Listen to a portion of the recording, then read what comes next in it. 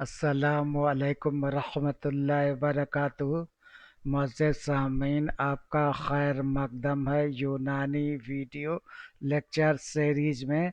आज इंशाअल्लाह 6 क़ल्बी अमराज के बारे में आसान लफ्ज़ों में गुफ्तगू करेंगे। ये मर्ज़ हैं: मनुआत क़ल्ब, हार्ट ब्लॉक, नंबर 2 सुकूत क़ल्ब, cardiac arrest, number 3 right ventricular failure, RVF, left ventricular failure, LVF, cor pulmonale, अमराज क़ल्बी रेवी, एंड लास्ट है टेट्रालॉजी ऑफ फैलर। हम इससे पहले कि अपनी बात को आपके सामने मुकम्मल तौर पर रखें, आपसे गुजारिश है कि लाइक शेयर एंड सब्सक्राइब ज़रूर करें। आइए हम सबक की तरफ चलते हैं। इस मज़मून को समझने के लिए 3 बुनियादी नुक्ते हैं। अगर इन 3 बुनियादी नुक्तों को आपने समझ लिया, ज़हन नशीन कर लिया, तो फिर ये चैप्टर आपके बाएं हाथ का खेल होगा, और अगर नहीं समझा तो फिर मुश्किल हो जाएगा। ये 3 बुनियादी नुक्ते क्या हैं जिनको समझना नहायत ज़रूरी है? Number 1 cardiac conducting system, number 2 pumping activity, जिसे सिस्टोल या डायस्टोल के नाम से जानते हैं। यहाँ पर यह भी वाज़ेह करना ज़रूरी है कि सिस्टोल को बच्चे अक्सर परेशान हो जाते हैं याद करने में। इस सिस्टोल का पहला अल्फ़ाबेट एस पर ध्यान कीजिए, और यस के माने स्क्वीजिंग के है, निचोड़ने के है। जैसे नींबू को, संतरे को आप निचोड़ते हैं, कॉन्ट्रैक्ट करते हैं, इसी तरह से कल्ब हमारा इनक़बाज़ करता है, सिस्टोल करता है। इसकी वजह से जो कल्ब के अंदर का खून है वो बाहर जाता है। कैसे जाता है इसकी बाद में वज़ाहत करेंगे इंशाअल्लाह। और दूसरा लफ्ज़ है डायस्टोल। डायस्टोल के पहले अल्फ़ाबेट डी पर गौर करें। D stand for dilation. इस वक्त बैलून की तरह कल्ब फैल जाता है, और इस फेज में बाहर से खून कल्ब के अंदर आता है। राइट एट्रियम में अलग से आता है, लेफ्ट एट्रियम में अलग से आता। कहाँ से आता है इसकी वजाहत हम बाद में करेंगे। और इसके साथ साथ तीसरा यह है कि इस बरक़ी निज़ाम को समझने से पहले एक हल्की सी मिसाल आपके सामने रखना चाहते हैं। वो मिसाल है पानी उठाने वाली मोटर। इस मोटर से ज़मीन के अंदर से पानी सक किया जाता है और इसको टंकी में अपलोड किया जाता है, और हस्ब ज़रूरत, चाहे बाथरूम हो या आपका वॉशरूम हो या किचन हो, वहाँ पानी पहुँचाया जाता है। इसके लिए 3 बुनियादी ज़रूरतें हैं। नंबर 1 इलेक्ट्रिकल कम्बिनेशन कनेक्शंस ऐसे सही हो, यानी इलेक्ट्रिकल निज़ाम सही काम कर रहा हो। दूसरा है मैकेनिकल, उसका जो पंप है उसमें मीटर और इम्पेलर लगा होता है जो पानी को ज़मीन से सक करता है, और इम्पेलर दबाव से ऊपर फेंकता है। और तीसरा है पाइप्स का नेटवर्क, जिससे आप छत पर रखी टंकी से पानी जहाँ भी चाहते हैं वहाँ ले जाते हैं। आइए इस बात को ज़हन नशीन करते हुए अब कार्डियक कंडक्शन सिस्टम पर हम चलते हैं। कार्डियक कंडक्शन सिस्टम का स्टार्ट SA नोड से होता है। SA stand for cyano atrial node. यहाँ से बरक़ी पैगाम यानी इलेक्ट्रिकल इम्पल्स की शुरुआत होती है। और ये बरक़ी लहरों की तरसील या प्रोपेगेशन शुरू हो जाता है। इसको इंसान का पेस मेकर भी कहते हैं। ये लहरें यस्से नोड से निकल करके आपको एट्रिया या एवी नोड तक पहुंचती हैं। एवी नोड पर 0.1 सेकंड के लिए वक्फा करती हैं। ये वक्फा इसलिए किया जाता है कि एट्रियम में आया हुआ खून जो जिस्म के मुख्तलिफ हिस्सों से लौट करके सुपीरियर और इन्फीरियर केवा के जरिए एट्रियम में भरा हुआ है। ये जो है पूरा का पूरा एट्रियम में भरा हुआ खून वेंट्रिकल में पहुंच सके, इसीलिए 0.1 सेकंड का यहाँ डिले होता है। ये नॉर्मल डिले है। इससे ज़्यादा डिले होगा तो बरक़ी निज़ाम में खलल पैदा हो जाएगा। तो ये एवी नोड तक पहुंचा और एवी नोड के बाद ये आपको बंडल ऑफ फिश में जाएगा, फिर राइट बंडल ब्रांच में, लेफ्ट बंडल ब्रांच में और परकिंजे फाइबर्स में। तो ये देखिए यसे नोड से एट्रिया, एट्रिया से एवी नोड से बंडल ऑफ फिश, उसके बाद right and left bundle branch, फिर परकंजे फाइबर और वेंट्रिकुलर कॉन्ट्रैक्शन। अब इसकी वजह से स्क्वीजिंग या सिस्टोल या वेंट्रिकल का कॉन्ट्रैक्शन होता है। अब इस वेंट्रिकल के कॉन्ट्रैक्शन से क्या होगा? हम जानते हैं हमारे पास दो वेंट्रिकल है, एक जो है आपको राइट वेंट्रिकल और लेफ्ट वेंट्रिकल। जब लेफ्ट वेंट्रिकल स्क्वीज करेगा तो ये जो है लेफ्ट वेंट्रिकल में आया हुआ खून एवोल्टा के जरिए पूरे जिस्म में पहुंचा दिया जाएगा और राइट हैंड साइड में लेफ्ट वेंट्रिकल में आया हुआ खून पल्मोनरी आर्टरी के जरिए फेफड़ों में ऑक्सीजन और कार्बन डाइऑक्साइड के एक्सचेंज के लिए भेज दिया जाए, जहां से कार्बन डाइऑक्साइड बाहर चली जाएगी और ऑक्सीजन इन कर जाएगी। इस तरीके से ये सिस्टोल फेज कंप्लीट होता है, यानी ब्लड आउट ऑफ वेंट्रिकल्स। अब इसके बाद अपने आप डायस्टोल होगा। डायस्टोल में फीलिंग होता है, ये गुब्बारे की तरह कल्प फैलता है। ये फीलिंग कैसे होती है? जैसा कि मैंने बताया कि आपको जिस्म के मुख्तलिफ हिस्सों से खून सुपीरियर वेना केवा और इन्फीरियर केवा के जरिए एट्रियम तक पहुंचता है और जो है क्या कहते हैं यहाँ पर लेफ्ट एट्रियम में खून फेफड़े से पल्मोनरी वेन्स के जरिए एट्रियम में, लेफ्ट एट्रियम में पहुंचता और फिर वेंट्रिकल में पहुंचता। इस तरीके से ये डायस्टोल का फेज मुकम्मल हो जाता है। यानी पहला फेज सिस्टोल था जिसमें दोनों वेंट्रिकल से खून जिस्म में भेज दिया गया, और दूसरा डायस्टोल है जिससे खून अंदर भर गया। तो ये इस तरीके से इसकी कारकर्दगी है। अब आइए इसमें अगर खलफसार होगा, कमी वाक़ हो जाएगी तो कौन कौन से इमराज पैदा होंगे, इसको हम समझने की कोशिश करते हैं। अब ये यही कहा कि यसे जो पेस मेकर है, ये भी जरूरी नॉर्मल हार्ट ब्रेक। अब ये 5 आपके अमराज हैं। पहला है हार्ट ब्लॉक।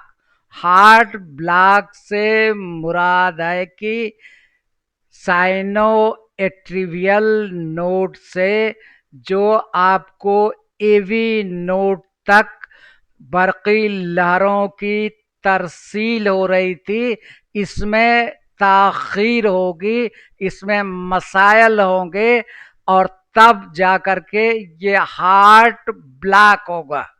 दूसरा है कार्डियक अरेस्ट। इसमें बरक़ी निज़ाम मुकम्मल तौर से फेल कर जाता है।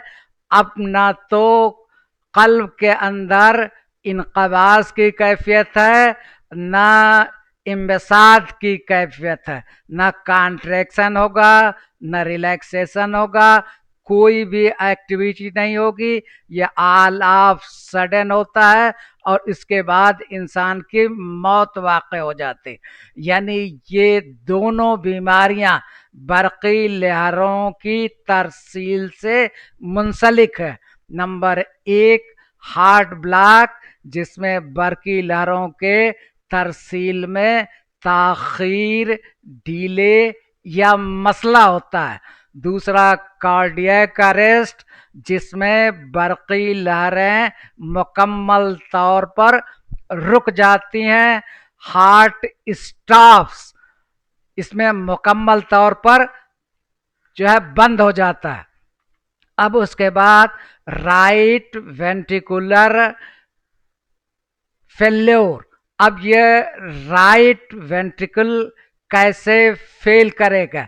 ये आपका राइट वेंट्रिकल है, इसमें खून पहले सुपीरियर और इंफीरियर वेना केवा के जरिए एट्रियम में आया था और एट्रियम से राइट वेंट्रिकल में आया था। तो राइट वेंट्रिकल से मुराद है कि right ventricle fails to pump blood outward. Right ventricles fails to pump the blood into lungs, क्योंकि यहाँ पर पल्मोनरी आर्टरी थी और पल्मोनरी आर्टरी के जरिए लंग्स में सफाई के लिए खून जा रहा था। ये वाकया, ये मरहला रुक जाएगा, इसलिए इसको राइट वेंट्रिकल फेल्योर कहते हैं। अब इसका नतीजा क्या होगा? इसका नतीजा ये होगा कि जहां से खून आ रहा था वहीं पर जमा हो जाएगा, यानी वेनस कॉन्जेशन देखने को मिलेगा। और इसके साथ साथ एडिमा होगी, पैरों में स्वेलिंग होगी, एसाइटिस में फ्लूइड भर जाएगा, हेपेटोमेगाली होगी। ये आपका राइट वेंट्रिकल का फेल्योर था। लेफ्ट वेंट्रिकल फेल्योर में क्या होता है कि राइट वेंट्रिकल का काम ये था कि सिस्टोल के दौरान कार्डियक आउटपुट के जरिए ये एवोल्टा में ब्लड को पूर करे, भेजे, फराहम कराए। ये अमल रुक जाता है, यानी left ventricle fails to pump the blood from ventricles, left ventricles to aorta. और व्हाट हैपेंस आफ्टर दिस?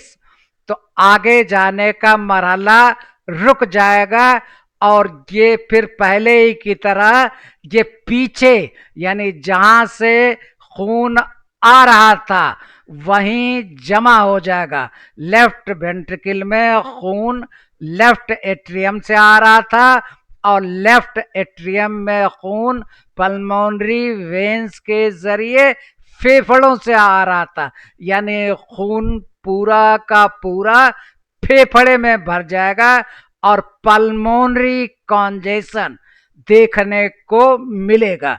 तो ये आपको लेफ्ट वेंट्रिकल फेल्योर और राइट वेंट्रिकल का फेल्योर था। अब उसके बाद कार्प पल्मोनेल, ये भी राइट वेंट्रिकल का फेल्योर है, लेकिन इसमें फर्क है। राइट वेंट्रिकल फेल्योर और कार्प पल्मोनेल में फर्क है, हालांकि दोनों का नतीजा एक ही होगा कि राइट वेंट्रिकल फेल कर जाएगा, यानी फेफड़े में खून की फराहमी कार्बन डाइऑक्साइड और ऑक्सीजन के एक्सचेंज के लिए भेज नहीं पाएगा और वो कम हो जाएगा फॉरवर्ड मूवमेंट और बैकवर्ड मूवमेंट ज्यादा हो जाएगा, यानी लेग्स में स्वेलिंग, एडीमा, हिपेटोमेगैली, एसाइटिस में फ्लूइड्स का भरना, वेनस कांजेशन, ये सब होगा। लेकिन फर्क क्या है बुनियादी राइट वेंट्रिकल फेल्योर और कार पल्मोनेल में, कि कार पल्मोनेल की बीमारी फेफड़े की बीमारियों की वजह से होती है, यानी उसमें COPD, chronic obstruction of lungs diseases, chronic obstruction of pulmonary diseases, COPD, या आपको वर्म श्वेब मुस्मिन, क्रोनिक ब्रांकाइटिस, यानी कुल खराबी फेफड़े में होगी। इसकी वजह से राइट वेंट्रिकल से खून फेफड़े में नहीं पहुंच पाएगा। तो यहां भी राइट वेंट्रिकल फेल करता है, लेकिन वजह अलग है। राइट वेंट्रिकल में फेफड़े की बीमारी से कोई लेना देना नहीं है, जबकि कार्ब पल्मोनेल में राइट वेंट्रिकल फेल करता है। राइट वेंट्रिकल आपको लंग्स में खून नहीं पंप कर पाता, लेकिन इसकी वजह फेफड़े की मुख्तलिफ बीमारियां हैं। और आखिरी मर्ज है हार्ट फेल्योर, यानी बैकवर्ड ज्यादा होगा और फॉरवर्ड कम होगा। जब भी आपका हार्ट फेल्योर से मतलब है कि जो खून का रवानी है, जो गर्दिश है, जो सर्कुलेशन है, वो कम हो जाएगा, यानी जो आगे की स्थिति में जाना था वो कम हो जाएगा। इसके बजाय पीछे के सिम्त में जाने की शरह ज्यादा हो जाएगी। हार्ट फेल्योर और आपका कार्डियक अरेस्ट में फर्क समझे। कार्डियक अरेस्ट में हार्ट मुकम्मल स्टॉप कर जाता है, जबकि हार्ट फेल्योर में कल्ब काम करता है, लेकिन खून की फराहमी की शरह कम हो जाती है, यानी आपको हाइपॉक्सिया देखने को मिलेगा, किल्लते दम देखने को मिलेगा। अब आइए एक एक करके आगे देखते हैं। इतना अगर आपने समझ लिया तो ये मजमून का मवाद आपके जहन में जरूर आ गया होगा। ये देखिए, ये आपका राइट एट्रियम है, ये राइट वेंट्रिकल है, ये लेफ्ट एट्रियम है, ये लेफ्ट वेंट्रिकल है। पूरे बॉडी से खून जो इम्प्योर ब्लड है, इम्प्योर ब्लड से ये कतान मुराद नहीं है कि ब्लड में किसी दिगर अज़ा शामिल हो गए, बल्कि इम्प्योर ब्लड से मुराद है कि वह खून जिसमें मौजूद ऑक्सीजन का इस्तेमाल खलियात ने अपने बायोलॉजिकल एक्टिविटी के लिए कर लिया है। अब ऑक्सीजन से कम खून, यानी oxygen deprived blood इंटर्स via superior vena cava and inferior vena cava to right atrium, right atrium to right ventricle, and right ventricle to the heart, and from heart to the via pulmonary vein to the left atrium to the left ventricle, then through the aorta, and by dorsal aorta it propagates throughout the body, and oxygen present in this pure blood is being used by the cells of the body. That's how circulation completes. This is the simple crux: from body to right atrium, from right atrium to right ventricle, and then to the lungs, then to the left atrium, then to the left ventricle, and then to the body. In this way, complete circulation of blood takes place in the human body. आइए आगे हम चलते हैं। अब ये वही normal blood जो आपको बताया वो दिखाया गया है। अब कॉन्सेप्ट क्या है? Right ventricle pumps the blood कहा? लंग्स में।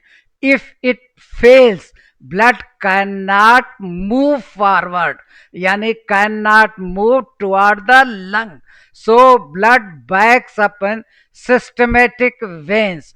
इसको हम वेनस कॉन्जेशन के नाम से जानते हैं। इसका असर क्या होगा? बैकवर्ड फेल्योर ये कहलाएगा। जुगुलर वेनस प्रेशर बढ़ जाएगा, लीवर कॉन्जेशन होगा, जिसे हम हिपैटोमेगैली के नाम से आपको पेपर में हिपैटोमेगैली पर तबसरा शॉर्ट नोट लिखने को आता है।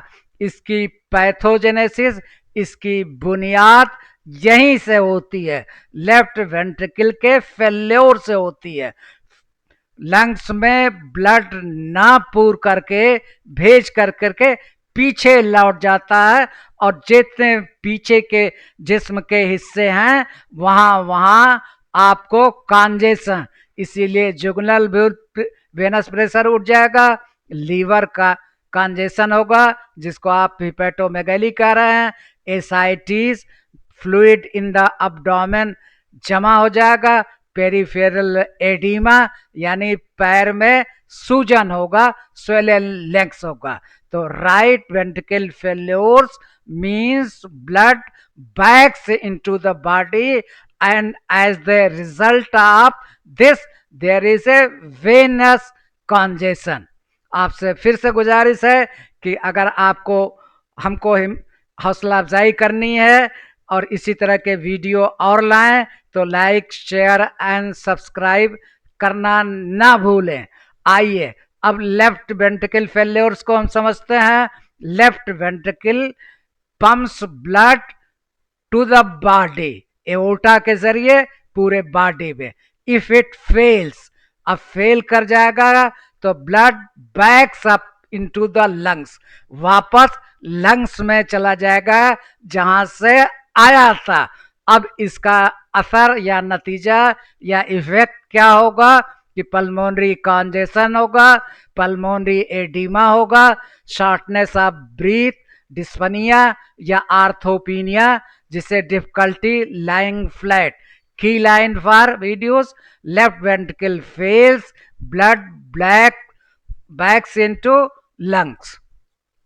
अब ये मनुआते कल्ब की आपको इम्तिहान में लिखने की गरज से यहाँ हमने तारीफ लिख दी है, हालांकि आप समझ चुके हैं। मुआनते कल्ब उस कैफियत को कहते हैं जिसमें दिल के बरक़ी निज़ाम, इलेक्ट्रिकल कंडक्शन सिस्टम में रुकावट पैदा हो जाती है, जिसके बाइस ऊपर वाले खानों से नीचे वाले खानों यानी वेंट्रिकल तक पैगाम सही तरीके से नहीं पहुंचता। नतीजन दिल की धड़कन सुस्त हो जाती है या बेतरतीब हो जाती है, जिसे हम ब्रैडीकार्डिया कहते हैं। यहाँ से सिग्नल्स स्टार्ट हुए, इसको एबी नोड तक जाना था, थोड़ा सा यहाँ डिले होकर पूरा का पूरा खून आपको राइट वेंट्रिकल में आना था, लेकिन इस सिग्नल के प्रोपेगेशन में जो नॉर्मल 0.1 सेकंड का डिले टाइम परमिसिबल है, उससे ज़्यादा यानी अगर 0.2 सेकंड भी यहाँ डिले हो गया तो उसके बाद आपको हार्ट ब्लॉक देखने को मिलेगा।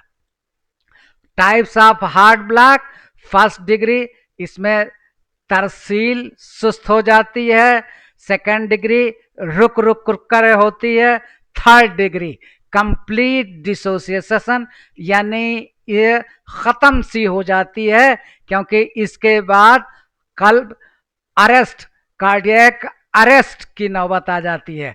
इसका पैथोजेनेसिस यस से नोड इम्पल्स स्टार्ट हुई, एवी नोड डैमेज है या इस्चीमिया है या फाइब्रोसिस उसमें तसल्लुब है, तो इम्पल्स के तरसील में डिले होगा या रुक जाएगी, ब्लॉक हो जाएगी।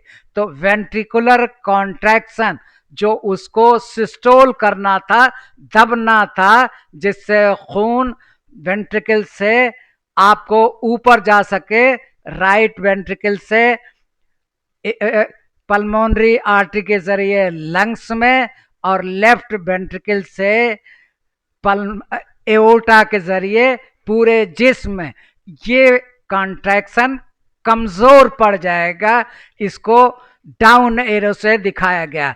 अब इसका नतीजा ब्रैडीकार्डिया, जिसमें कल्ब की धड़कन जो उमूमन 60 से 100 बालिगों में होती है उससे भी कम हो जाएगा, यानी 60 बीट पर मिनट से भी कम हो जाएगा। और कार्डियक आउटपुट डाउन एरो, इसका मतलब लोअर्ड हो जाएगा।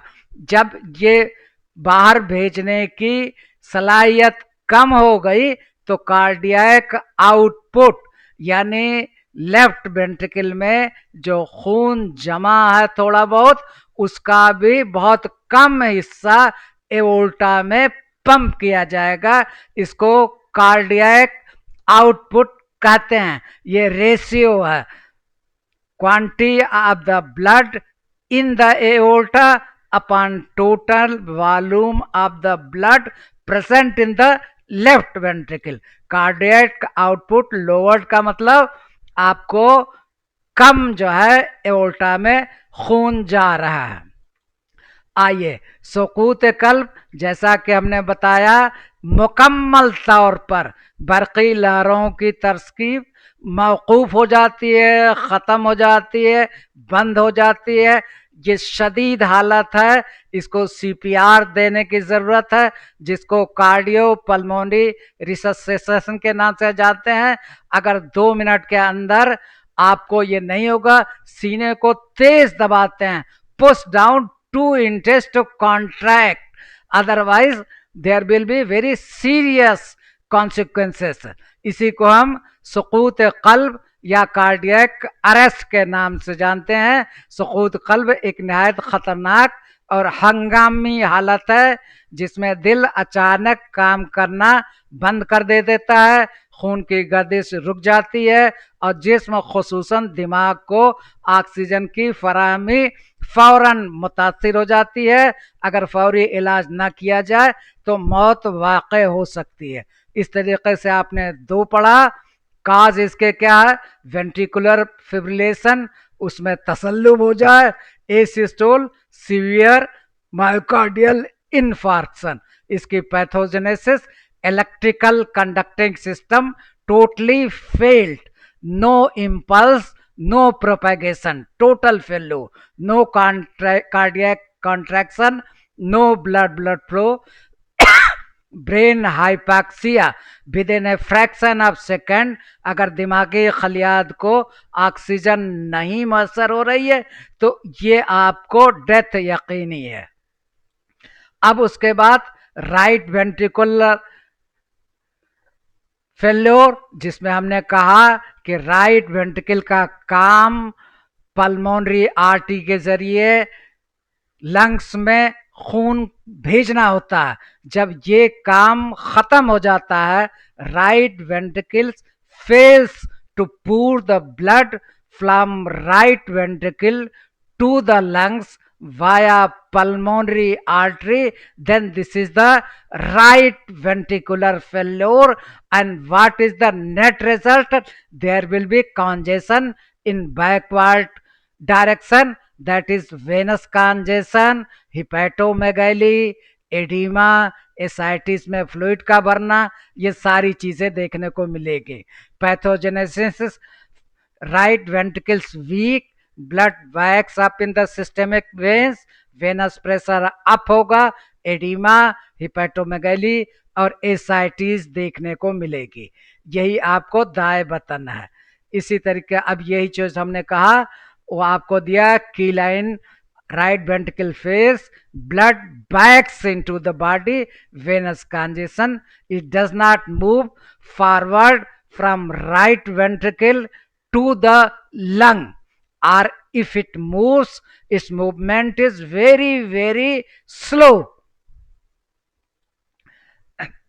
सिम्टम्स ये आपको leg swelling, jugular vein pressure up, liver hepatomegaly, enlargement. और फिर उसके बाद लेफ्ट वेंट्रिकल आपको हम बता चुके हैं। उसके बाद अब की साइन ये है और अमराज कल्बी रेवी, जैसा कि हमने शुरू में बताया था कि कार्परमोनेल और राइट वेंट्रिकुलर फेल्योर दोनों का नतीजा राइट वेंट्रिकल का फेल्योर ही होता है।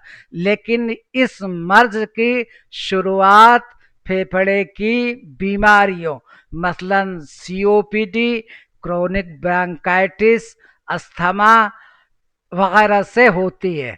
वही इसके पैथोजेनेसिस में दिखाया गया है। क्रोनिक लंग डिसीजेज, सीओपीडी, कम oxygen, pulmonary vaso constriction, pulmonary veins जो है कॉन्स्ट्रिक्स, पल्मोनरी शराइन ये कॉन्स्ट्रिक्ट कर जाती है, नैरो हो जाती है, इसलिए पल्मोनरी आर्टरी प्रेशर बढ़ जाता और इसी बढ़े हुए पल्मोनरी आर्टरी प्रेशर की वजह से राइट वेंट्रिकल में खून जमा रहता है, इसलिए उसकी हजम बढ़ जाती है, जिसको राइट वेंट्रिकुलर हाइपरट्रॉफी कहते हैं। और कुल नतीजा ये होता है कि राइट वेंट्रिकल फेल्योर कर जाता है और फिर वही जुगुलर ब्रेन प्रेशर बढ़ जाएगा, एडिमा हो जाएगा, हिपैटोमेगाली हो जाएगा। यानी राइट वेंट्रिकल फेल्योर और कार्पल्मोनेल दोनों का नतीजा एक सा है, लेकिन फर्क सिर्फ ये है कि कार्पल्मोनेल की शुरुआत जैसा कि लिखा ही गया है अमराज कल्बी रेवी, रेवी मीन्स होता है फेफड़ा, फेफड़े की खराबी की वजह से कल्ब में खराबी पैदा होने वाले मर्ज को अमराज कल्बी रेवी के नाम से हम जानते हैं। ये सीओपीडी पल्मोनरी हाइपरटेंशन सीओपीडी है, ये आपको पल्मोनरी आर्टरी कॉन्स्ट्रिक्ट कर जाएंगी, प्रेशर बढ़ जाएगा। तो अब कोई चीज पानी कहीं जा रहा है नाली में, लेकिन कहीं नाली सक्रिय हो जाए, वहां प्रेशर ज्यादा हो जाएगा तो वहां पर फ्लो कम हो जाएगा। इसीलिए आपको राइट वेंट्रिकल ये आपको लंग तक खून नहीं भेज पाएगा। अब टेट्रोलॉजी, इसमें कोई फिजियोलॉजी इन्वॉल्व नहीं है, यह कुदरत की तरफ से खल्की नुकाइस है, यानी पैदाइश से ही ये पाए जाते हैं। इसमें 4 कंपोनेंट होते हैं। Number VSD pulmonary stenosis, over riding aorta, आप देख रहे हैं ओवर राइडिंग एओर्टा, और राइट वेंट्रिकल हाइपरट्रॉफी। रुबाई फालेट एक ऐसी पैदाइशी दिल की बीमारी है जिसमें दिल के 4 बुनियादी नक़ाइस एक साथ पाए जाते हैं, जिनकी वजह से ऑक्सीजन से कम खून जिसमें पहुंचता है और मरीज में नीलाहट, इसको साइनोसिस कहते हैं, पैदा हो जाती है। यह खल्की नुकाइस है, बर्थ बॉर्न डिफेक्ट्स है।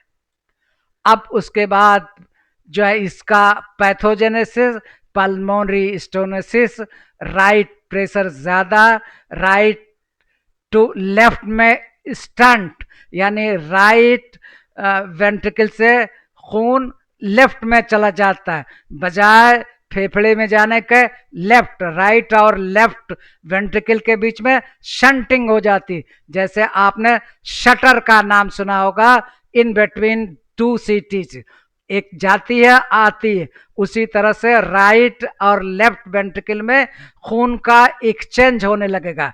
ये नॉर्मल पोजीशन नहीं है। नॉर्मल पोजीशन में कभी भी राइट और लेफ्ट वेंट्रिकल में खून का बराह रास्त मिक्सिंग नहीं होती, ना आवाजाही होती है, बल्कि राइट वेंट्रिकल से फेफड़े में जाता है और फेफड़े से लेफ्ट एट्रियम और लेफ्ट वेंट्रिकल में आता है। इसका कुल का नतीजा डीऑक्सीजनेटेड ब्लड, इंटरसिस्टेमिक सर्कुलेशन और साइनोसिस, ब्लू बॉडी रंग देखने को मिलेगी। आपका शुक्रिया। ये पूरे जो है लेक्चर का क्रक्स है। आपसे गुजारिश है मुअद्दबाना कि आप लाइक कीजिए, शेयर कीजिए, सब्सक्राइब कीजिए। अगर कोई कमी आए तो आप फिर मुझे राब्ता कायम कीजिए। सीधा चैनल जाकर सीधा जो कमेंट कीजिए कि आपके सर ये बात मुझे समझ में नहीं आती या इसको इस तरीके से समझाएं तो और भी अच्छा होगा। एक बार फिर शुक्रिया। फी अमानिल्लाह।